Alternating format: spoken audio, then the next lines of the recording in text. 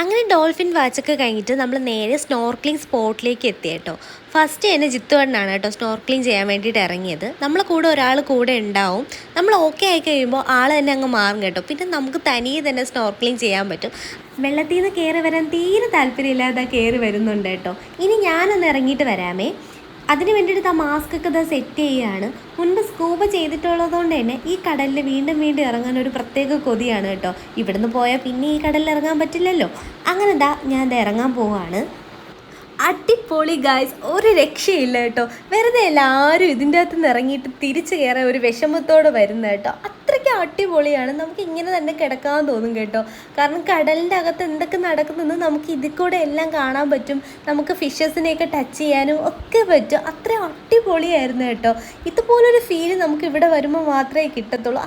പിന്നെ നമ്മൾ ബോട്ടിൽ കയറി ഫുഡെല്ലാം കഴിച്ചിട്ട് നമ്മൾ തിരിച്ച് പോവാണ് കേട്ടോ.